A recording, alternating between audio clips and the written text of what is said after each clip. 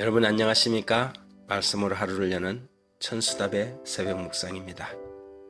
오늘은 하나님의 지혜 예수 그리스도라는 제목으로 욥기서 28장을 함께 묵상하겠습니다.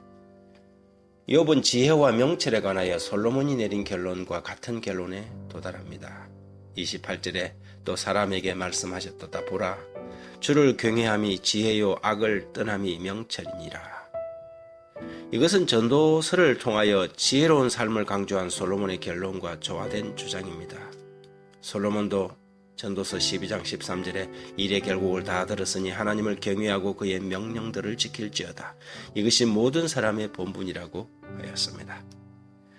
물론 지혜와 지식은 다른 것입니다. 세상에는 지식은 많으나 지혜가 부족한 사람들이 많지요. 박사학위를 가지고 높은 지위에 올랐지만 평범한 사람도 저지르지 않는 잘못을 저지르는 지식인들이 많습니다. 그래서 지식은 절대 자랑거리가 못 됩니다. 더욱이 오늘날처럼 포털 사이트에 지식인이 모든 정보를 제공하는 시대에는 더더욱 그렇습니다. 지식이 두뇌와 관련된 말이라면 지혜는 삶과 연관된 단어입니다. 머리가 좋다고 많이 배웠다고 올바르게 사는 것은 아니지요. 배운 것은 별로 없지만 진실과 정직함으로 한평생을 살다간 참으로 지혜로운 사람들이 많습니다. 하늘이 가치 있게 여기는 것은 지혜이지 지식이 아닙니다. 다만 그 배운 지식의 가치는 그것이 지혜를 위하여 바르게 사용될 때 참된 효과를 발휘하는 것입니다. 참으로 지혜로운 사람들은 자신의 부족함과 무지함을 늘 인정하는 사람들입니다. 자신이 아는 것, 자신이 배운 것이 전부인 것처럼 자신의 틀 가운데 갇혀서 자신의 경험과 지식을 절대적 잣대로 생각하고 다른 이들의 조언과 충언을 귀담아 듣지 않는 사람은 정말 매우 우매한 사람입니다. 우리는 다른 사람의 생각과 의견을 존중하는 태도를 가져야 합니다. 그리고 결국에는 하나님 말씀 가운데서 우리 인생의 해답을 발견하는 사람이 되어야 합니다. 치료봉사 430페이지에 이런 말이 기록되어 있습니다. 땅의 깊은 곳을 수색하거나 하나님의 실존의 오묘를 이해하고자 헛된 노력을 함으로 지혜를 얻는 것은 아니다. 오히려 그것은 하나님께서 기꺼이 주신 계시를 겸손한 마음으로 받아들이고 그분의 뜻과 일치된 생애를 함으로 발견되는 것이다. 그렇습니다. 세상에서 하나님의 뜻과 일치된 생애를 하신 분이 있다면 그분은 예수 그리스도입니다. 그분은 하나님의 뜻을 행하기 위하여 세상에 오셨습니다. 그러므로 예수님이 어떻게 하셨는가? 예수라면 어떻게 할 것인가? 이것을 물어보는데 거기에 지혜가 있는 것입니다.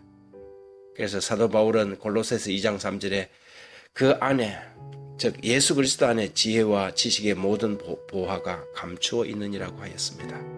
예수님처럼 살고 예수님처럼 행동하는 것이 가장 지혜롭고 멋진 삶입니다. 그분이 지혜의 근원이시기 때문입니다. 잠언서 기자는 지혜를 의인화해서 잠언 8장 30절에 내가 그의 곁에서 창조자가 되어 날마다 그의 기뻐하시는 바가 되었으며 항상 그 앞에 즐거워하였음이라고 하였습니다. 여기서 지혜의 창조자는 바로 하나님의 지혜이신 예수 그리스도를 언급하는 것입니다. 그래서 고린도전서 1장 24절에 바울은 오직 부르심을 입은 자들에게는 유대인이나 헬라인에게나 그리스도는 하나님의 능력이 하나님의 지혜라고 말하고 있습니다.